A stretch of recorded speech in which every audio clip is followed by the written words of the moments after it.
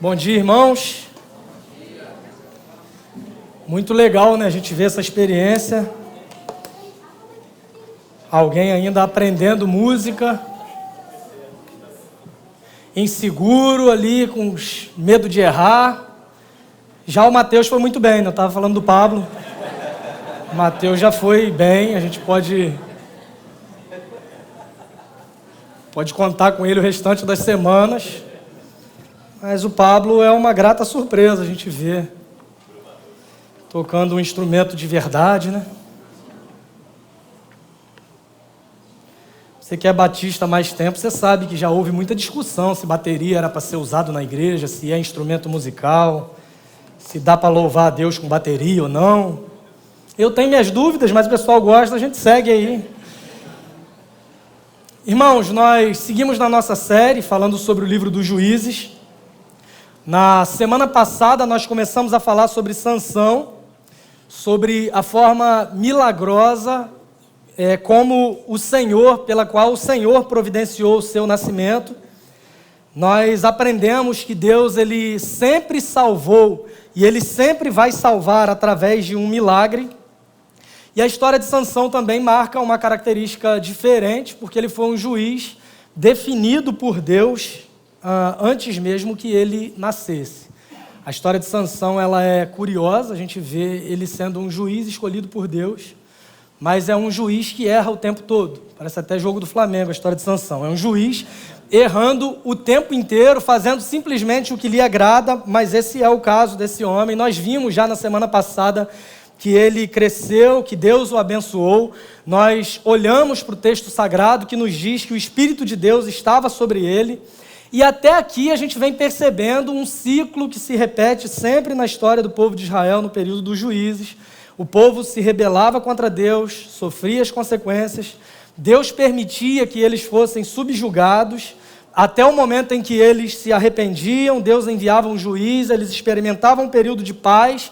E aí, quando esse juiz morria, nova rebelião e voltava a repetir tudo novamente. Esse ciclo, ele meio que se quebra no período de Sansão, porque antes de Deus providenciar Sansão como juiz para libertar o povo, nós não percebemos um arrependimento muito claro por parte do povo, como nós vemos anteriormente.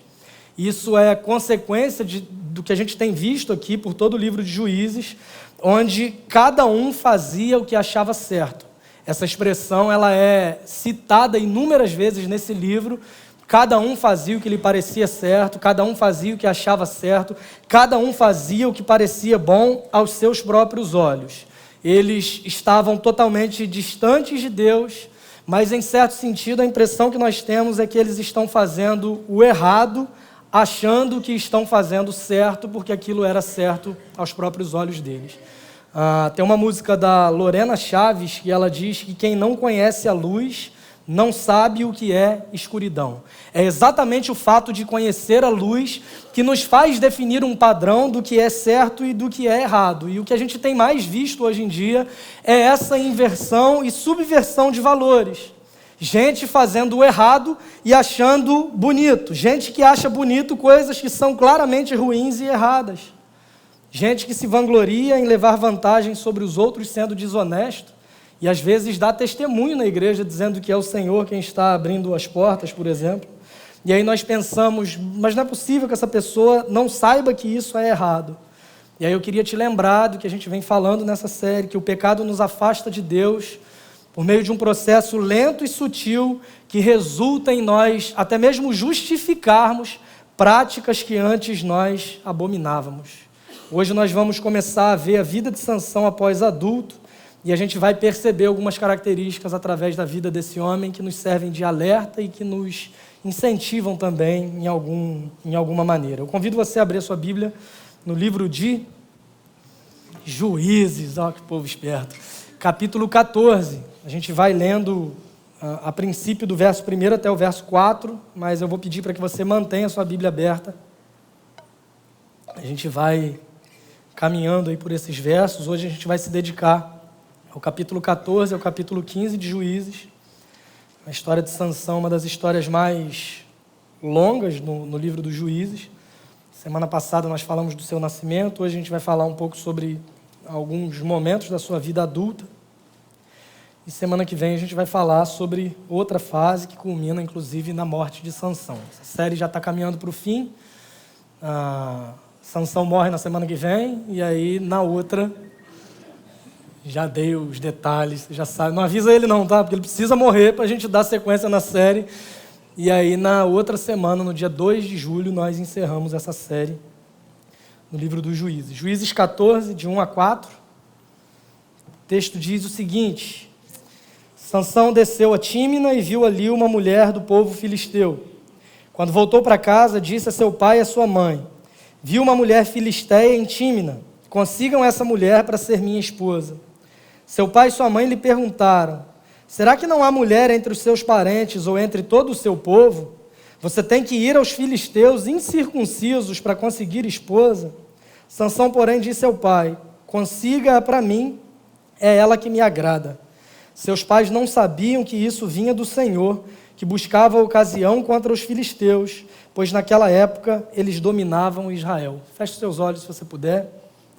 Deus, obrigado pela tua palavra lida e pedimos que o Senhor fale conosco por meio do teu Espírito Santo que habita em nós. Nós oramos nesse sentido, pedindo no nome de Jesus. Amém e amém. Esse texto que nós acabamos de ler narra para nós as primeiras palavras de Sansão já adulto. E como uma característica muito marcante em toda a sua vida, as primeiras palavras de Sansão, as quais nós temos contato com elas no livro dos Juízes, é com esse homem fazendo algo que é reprovável aos olhos do Senhor. A primeira coisa que a gente percebe na vida de Sansão, já depois de crescido, o texto da semana passada nos diz que o Espírito do Senhor estava sobre ele, que começou a agir na vida de Sansão, enquanto ele se achava em alguns lugares ali daquela região geográfica, e agora nós começamos o capítulo 14, dizendo que ele foi para esse lugar, viu uma mulher do povo filisteu, e as primeiras palavras de Sansão são as seguintes: viu uma mulher filisteia em Tímina, consigam essa mulher para ser minha esposa. Ele deseja se casar com uma mulher filisteia. Ele deseja se casar com uma mulher do povo dos filisteus, justamente a nação estrangeira que está subjugando Israel no período em que ele está vivo. Sansão simplesmente queria aquilo que o Senhor reprovava. E quando ele compartilha isso com seus pais, a resposta é muito clara, assim, os pais de Sansão dizendo: será que não tinha outra mulher aqui no meio da nossa família, porque era costume naquela época que as pessoas se casassem com parentes? Será que não havia outra mulher em todo o povo de Israel? E Sansão responde de modo muito deliberado, dizendo: consiga essa mulher para mim, porque ela é do meu agrado. O termo hebraico usado para essa expressão do meu agrado é o mesmo termo hebraico para a expressão que cada um fazia o que era certo aos seus próprios olhos quando a Bíblia se refere ao povo de Israel. Irmãos, esse homem que veio como um sinal da libertação que Deus estava providenciando para o seu povo, esse homem que foi escolhido por Deus para ser o libertador do povo, ele demonstra por meio dessa atitude que ele está exatamente igual ao povo a quem ele deveria libertar. Sansão está conformado de acordo com a imagem do seu próprio povo, e talvez isso nos explique ou nos aponte algum sinal do porquê, nesse caso específico, o povo de Israel não se arrepende. Porque em outras ocasiões o povo sofria uma opressão militar, o povo sofria um domínio político, e nesse momento eles percebiam nas consequências dos erros que eles estavam distantes de Deus e precisavam se arrepender. Nesse caso, em relação aos filisteus, a impressão que nós temos é que o povo simplesmente sofreu com uma espécie de conformação, com uma acomodação cultural.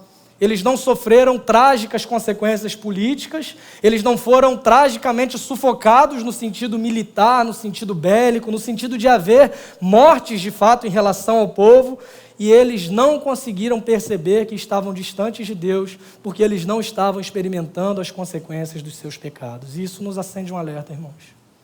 Por vezes, nós somente percebemos o quanto estamos distantes de Deus e precisamos nos arrepender quando nós sofremos tragicamente as consequências dos nossos erros. É provável que você viva um longo período da sua vida cometendo o mesmo tipo de pecado, vivendo nesse ciclo de pecado que o povo de Israel está experimentando por todos os momentos do livro de Juízes, mas ninguém descobriu, ninguém sabe, as pessoas não imaginam quem você é quando elas não estão te vendo, e aí a gente lembra daquele louvor, né?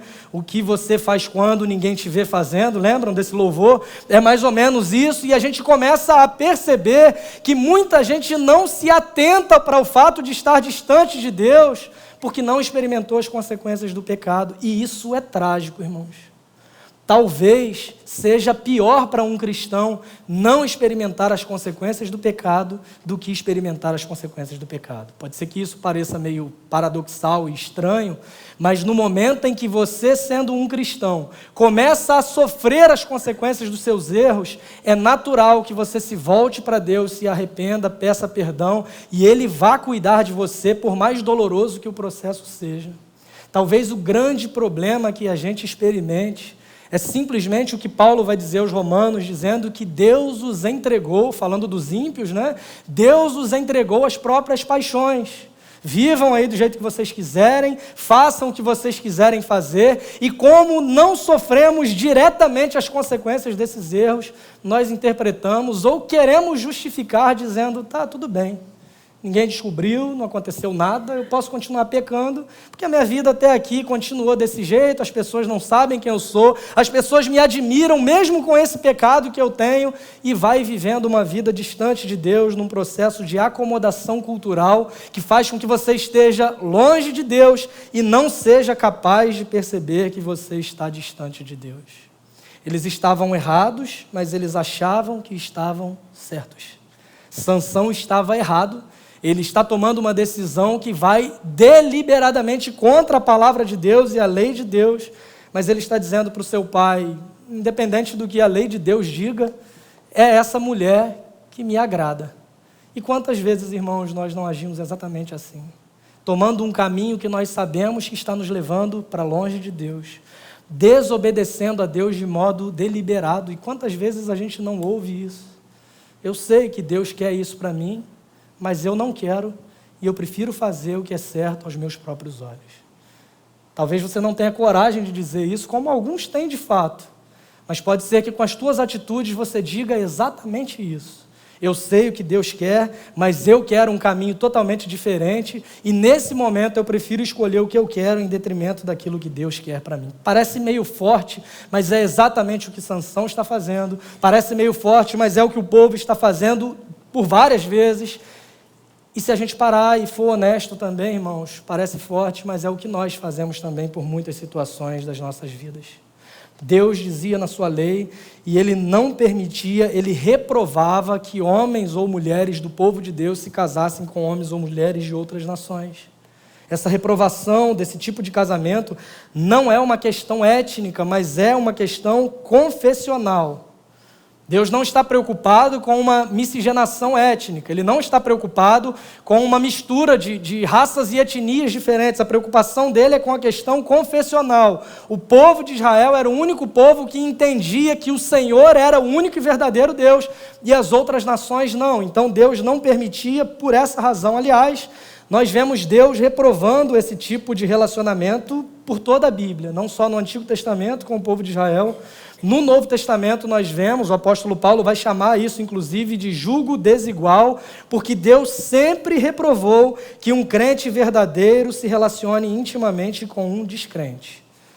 Goste você ou não, esse é um princípio desde o Antigo Testamento, continua no Novo Testamento e permanece até os dias de hoje, porque isso fere o mandamento de Deus de amá-lo acima de todas as coisas. Uma vez que você ama a Deus sobre todas as coisas, uma vez que Deus é a prioridade absoluta da sua vida, como você vai se tornar uma só carne com alguém que não tem o mesmo entendimento sobre isso e que não vive em obediência a isso? O único modo de fazer isso é ou desobedecendo a Deus, ou reconhecendo que Jesus para você não é a tua prioridade e você o colocou em segundo plano.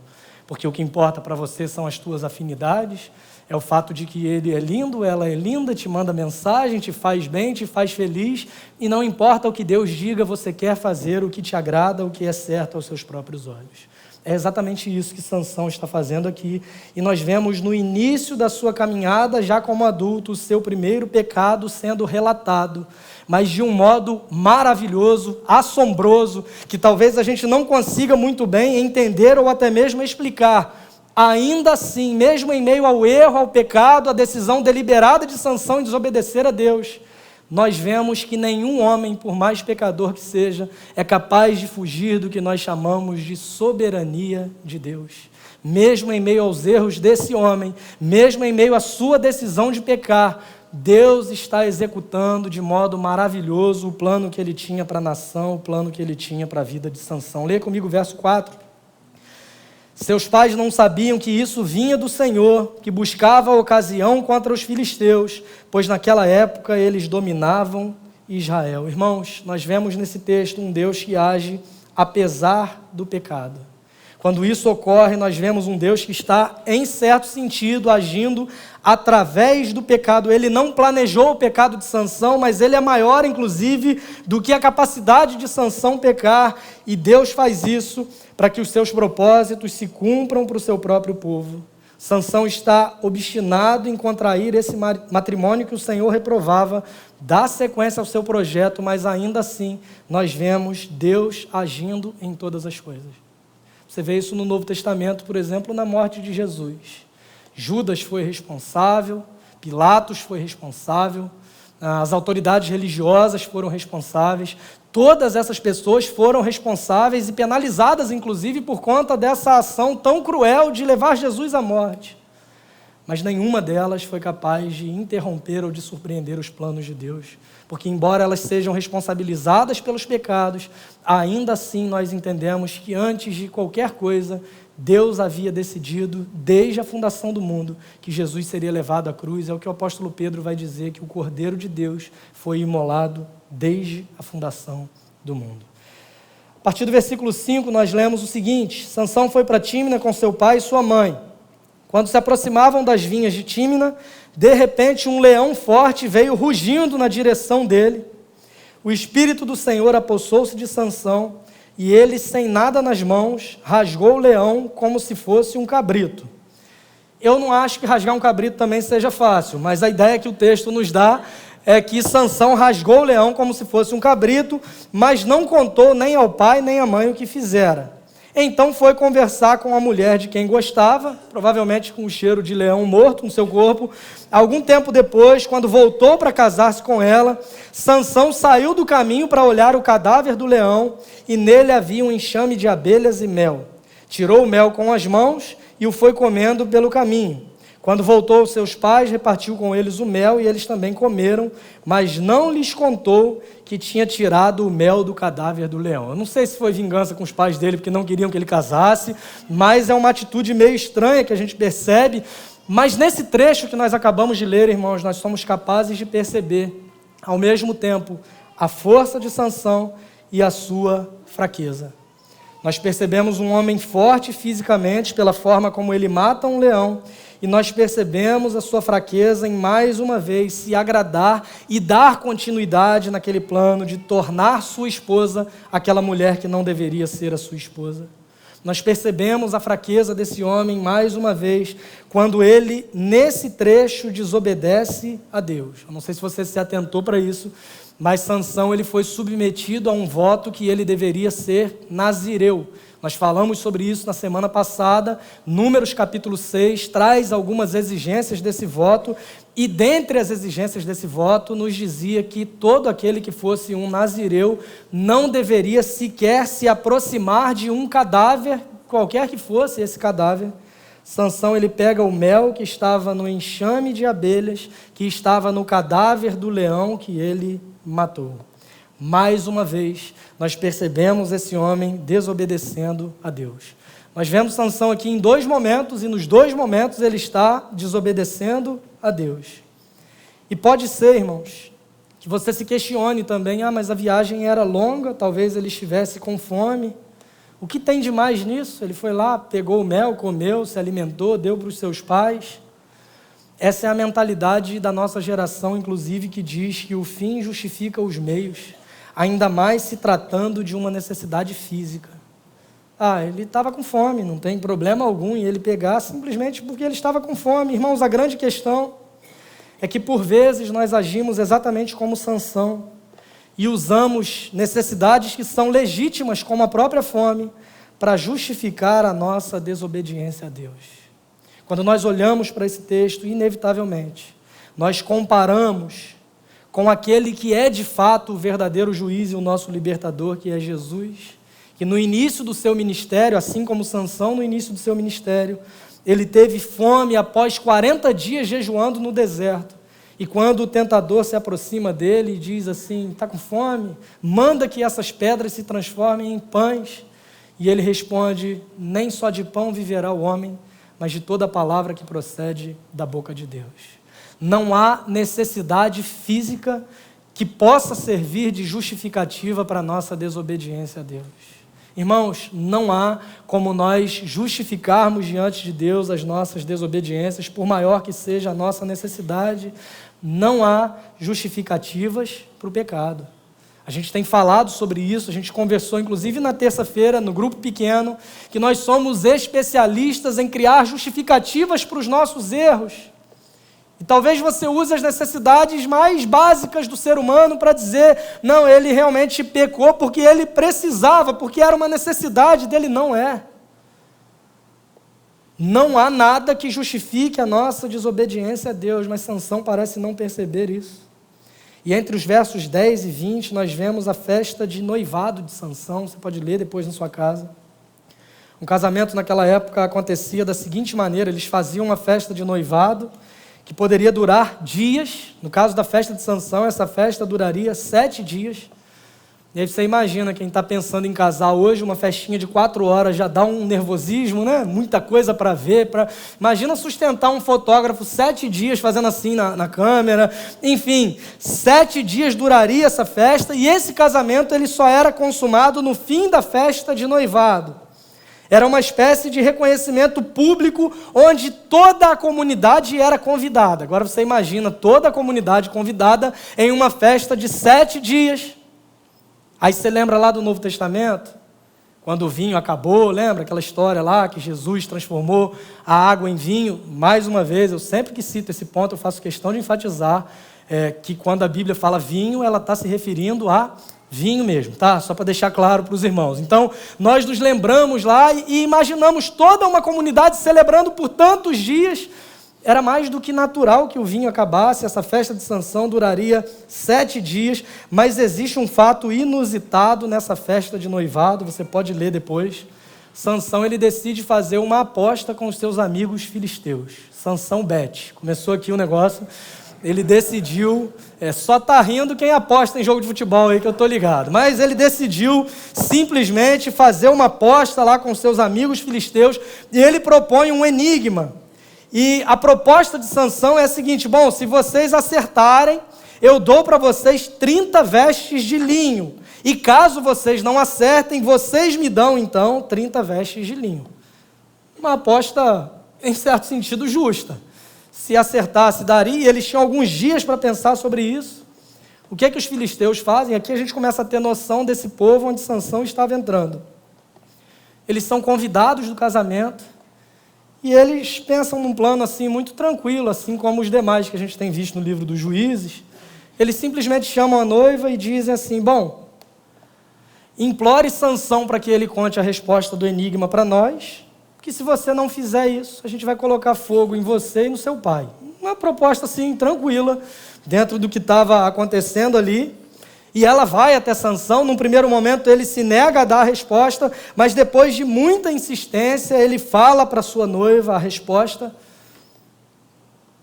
A noiva de Sansão, então, diz a resposta para os seus amigos. Não sei se eram tão amigos assim, mas enfim, é o que o texto vai dizer. Ela dá a resposta desse enigma para os filisteus, que respondem a questão e ganham a aposta de Sansão. E o que é que ele faz, então? Uma atitude desequilibrada e violenta. Mas ele honrou a palavra em certo sentido, né? Ele prometeu 30 vestes de linho, mas ao invés de pegar lá no meio dos seus pertences, ele vai até a cidade, e aí tem um plano bem tranquilo também. Ele mata 30 homens com vestes de linho. Imagina o perigo de você andar de veste de linho num dia desse, passeando pela cidade. Vem Sansão lá, ele mata 30 homens, pega a roupa deles, mas paga a aposta. Um homem justo, né? A gente consegue perceber um homem aqui que cumpre com a sua palavra. E ele fica tão furioso que ele não volta para a festa. uma crise conjugal antes do casamento começar. Ele vai para a casa dos seus pais e o casamento não é consumado. Para a família, irmãos, nesse contexto, seria uma vergonha. Aliás, até hoje, mas imagina nesse contexto, nessa época, seria uma vergonha absurda a noiva ser largada pelo noivo na festa de noivado. E aí, para resolver esse problema, ela é dada em casamento a um amigo de Sansão que estava na festa. O cara pagou 7 dias de festa para a comunidade inteira, para a mulher casar com outro. Nós vemos aqui mais uma vez o retrato de um homem com o coração dominado pelo pecado, cheio de si, orgulhoso e totalmente descontrolado. E aí nós chegamos ao capítulo 15, que começa assim, até o verso 5.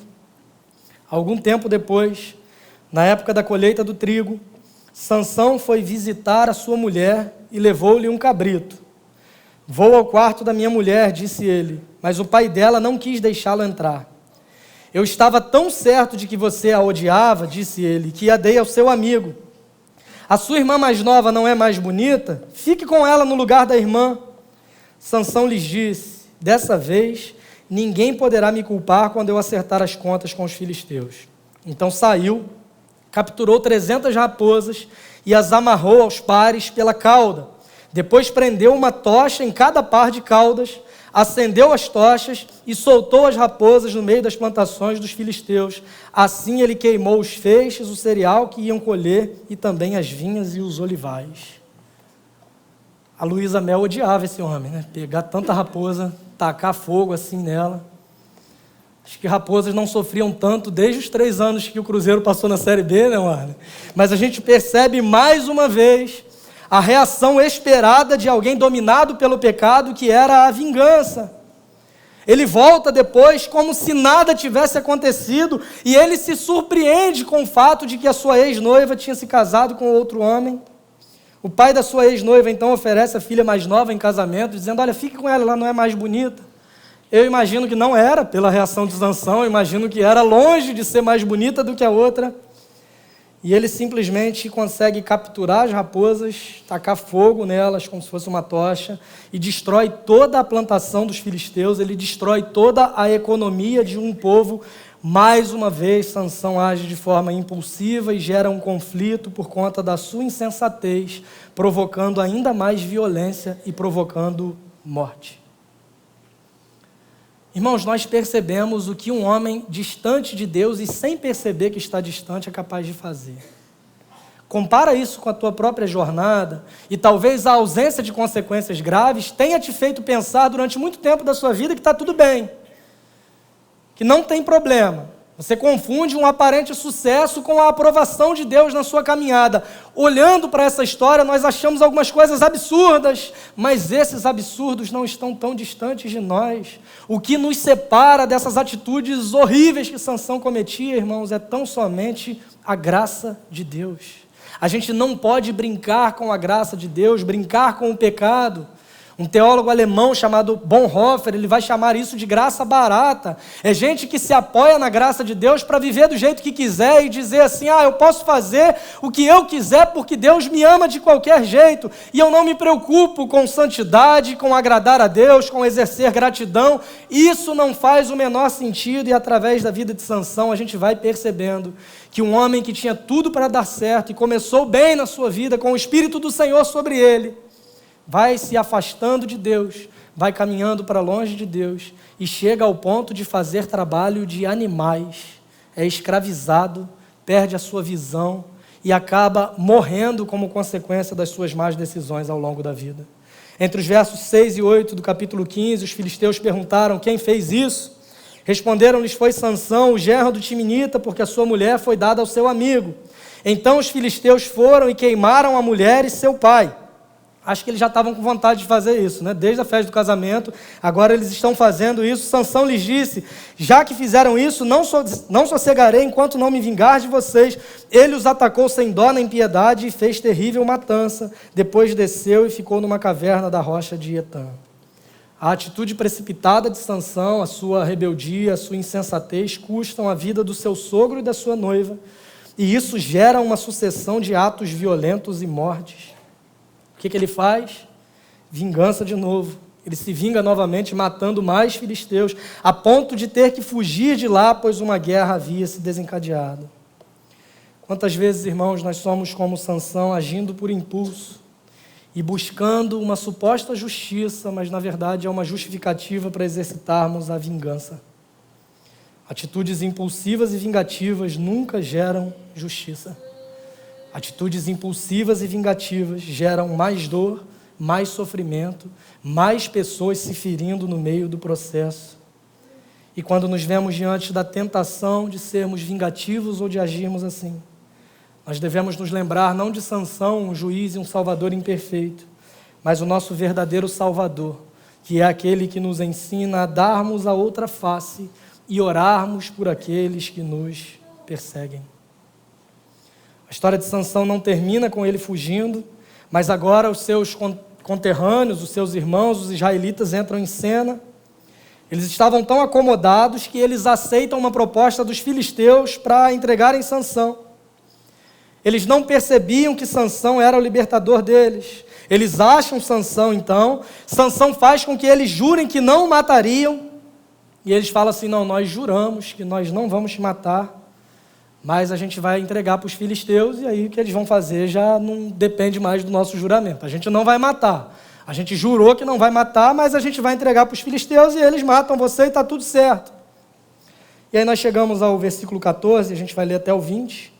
Quando ia chegando a Leí, os filisteus foram ao encontro dele aos gritos, mas o Espírito do Senhor apossou-se dele. As cordas em seus braços se tornaram como fibra de linho queimada e os laços caíram das suas mãos. Encontrando a carcaça de um jumento, pegou a queixada e com ela matou 1000 homens. Disse ele então, com uma queixada de jumento fiz deles montões, com uma queixada de jumento matei 1000 homens. Quando acabou de falar, jogou fora a queixada e o local foi chamado Ramate-Leí. Sansão estava com muita sede e clamou ao Senhor, deste pela mão de teu servo essa grande vitória. Morrerei eu agora de sede para cair nas mãos dos incircuncisos? Incircuncisos são todos os não-judeus. A circuncisão era uma marca visível do pertencimento ao povo de Israel. Então, quando eles se referem a incircuncisos, eles estão falando de qualquer outra nação que não sejam os israelitas. Verso 19, Deus abriu então a rocha que há em Leí, e dela saiu água. Sansão bebeu, suas forças voltaram, e ele recobrou o ânimo. Por esse motivo, essa fonte foi chamada em Hacoré, e ainda lá está em Leí. Sansão liderou Israel durante 20 anos no tempo do domínio dos filisteus. Ele foi entregue então aos filisteus, mas ao ser entregue, o texto diz que o Espírito do Senhor se apoderou dele. No contexto do Antigo Testamento, o Espírito Santo vinha sobre homens específicos para finalidades específicas, e ele, fortalecido pelo Espírito Santo, ele arrebenta as cordas, e agora ele está diante do povo. O que ele faz mais uma vez? Desobedece a Deus, porque ele vai no cadáver de um jumento e mais uma vez pega dali a queixada daquele animal e usa a queixada desse animal como arma para matar 1000 homens. Irmãos, nós vemos que a força de Sansão não está simplesmente no seu cabelo. A fraqueza de Sansão não está relacionada à falta do seu cabelo.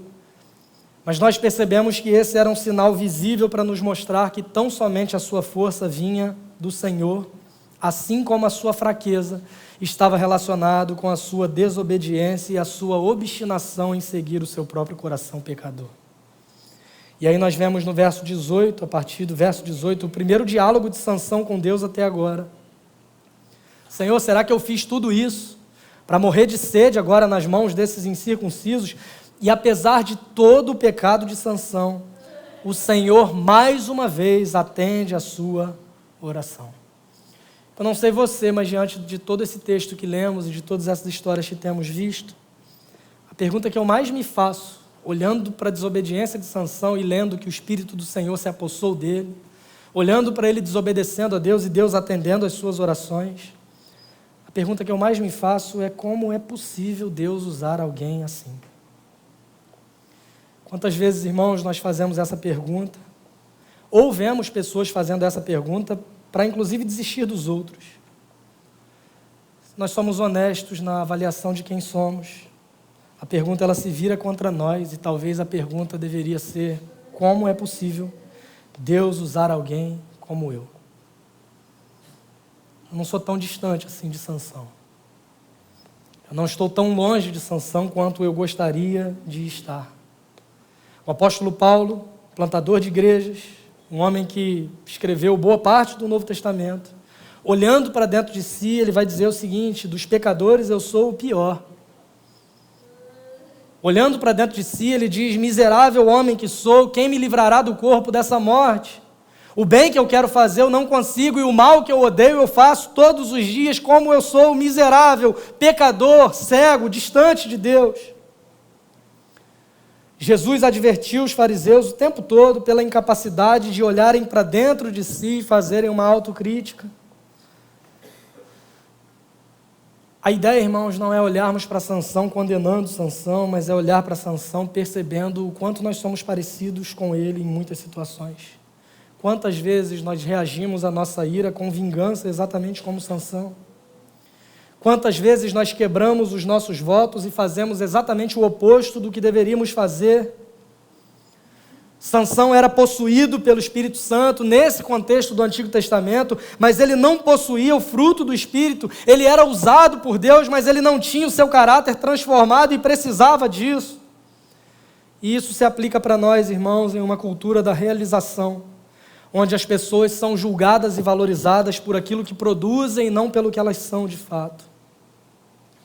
Pregadores, pastores, membros de igreja, líderes de igreja, gente que possui uma vida completamente distante de Deus, não tendo fidelidade ou compromisso com a Bíblia, com a palavra de Deus, mas por serem eloquentes, talentosos e persuasivos, por conta dos seus talentos naturais, acabam atraindo multidões. E nós percebemos isso, mas às vezes fazemos exatamente igual. Quando nós avaliamos e escolhemos a igreja a qual nós vamos frequentar, somente pelo que elas oferecem, pelo que elas fazem, por como essa igreja é capaz de atender às minhas necessidades, não como um discípulo de Jesus, mas como um consumidor. A gente escolhe a igreja como se estivesse numa praça de alimentação de um shopping. Eu quero comer isso, aquilo, e a gente tem várias opções, e a gente olha para o cenário religioso, vê a mesma coisa, e não está disposto ao compromisso com a igreja local, que é o grande desafio, e nós somos chamados a isso por todo o Novo Testamento. A gente tem uma relação de consumismo. A igreja está atendendo aos meus caprichos, fazendo o que eu gosto, então eu vou escolher, eu vou avaliar de acordo com esse critério. E aí não importa quais são os bastidores, o que ela acredita, tem gente que deixa isso em segundo plano. Nós já vimos isso acontecer algumas vezes. Gente me dizer assim: eu gosto muito da pregação que é expositiva, bíblica, mas a minha filha de 3 anos, ela gosta de dança e aqui na igreja não tem. Então a gente vai para outra igreja. A pregação lá não é tão boa, mas tem dança. E a gente começa a pensar, primeiro, será que uma criança de 3 anos tem maturidade suficiente para definir onde uma família vai servir a Deus e se comprometer com Ele? Segundo, comparando as duas coisas, o que é fundamental? É uma pregação bíblica expositiva ou a capacidade da igreja em atender aquilo que eu acho bonito? Terceiro, vai continuar sem ter dança aqui, só para deixar claro para os irmãos. Te passo até o endereço dessa igreja depois, se você quiser. A história de Sansão, irmãos, nos aponta para a urgência do ser acima do que nós somos capazes de produzir. Eu quero chamar a banda aqui à frente, enquanto isso eu queria pensar algumas coisas com você. A grande lição dessa história é que na história de Sansão nós somos capazes de ser apresentados à história de um Deus que usa homens que não merecem ser usados para salvar um povo que não merece ser salvo. A história de Sansão aponta para a história de um Deus que usa homens que não merecem ser usados para salvar um povo que não merece ser salvo. A história de Sansão nos aponta para o Salvador perfeito, que usa gente imperfeita como você e eu para salvar pecadores. Deus salva pecadores usando pecadores como você e eu. E isso nos leva diretamente ao cerne da mensagem do Evangelho, Que isso gere, irmãos, na prática, humildade em nosso coração ao percebermos quem nós somos. Que isso gere na prática gratidão em nosso coração por saber que Deus nos ama e nos usa, embora nós sejamos quem nós somos. Uma história que nos mostra que somos pecadores como Sansão, mas ao mesmo tempo nos mostra como Deus nos ama, porque Ele amava Sansão e Ele amava o seu próprio povo. Uma história de um Salvador imperfeito que nos aponta para o verdadeiro Salvador que nós temos em Jesus. Uma história que nos faz entender que essas mesmas verdades se aplicam a nós. Irmãos, a história de Sansão, se corretamente vista e interpretada, nos leva necessariamente ao centro do Evangelho. A história das histórias, que nos mostra de forma perfeita essas duas realidades caminhando juntas. Somos tão pecadores que Deus teve que enviar o seu Filho para morrer por nós. Somos tão amados por Deus que Deus enviou o seu próprio Filho para morrer por nós. Essa é a mensagem do Evangelho. Estávamos distantes de Deus por herdarmos os pecados dos nossos primeiros pais que desobedeceram. Incapazes de nos achegarmos a Deus por nossos próprios meios, Deus providencia, então, enviando o seu Filho Jesus, que vive uma vida perfeita, que morre em nosso lugar, assumindo a nossa condenação, que ressuscita ao terceiro dia e que nos garante que voltará para estarmos com Ele eternamente. Que ao entendermos isso, sejamos tomados de humildade por saber que não depende de nós, e que sejamos tomados também por gratidão, exatamente porque sabemos que não depende de nós, e que Deus ainda assim nos escolheu, decidiu nos amar, e nos usa apesar das nossas imperfeições para a glória do seu próprio nome. Que você responda isso, amando cada vez mais o Senhor e em adoração ao único que merece todo louvor e toda glória. Que Deus nos abençoe.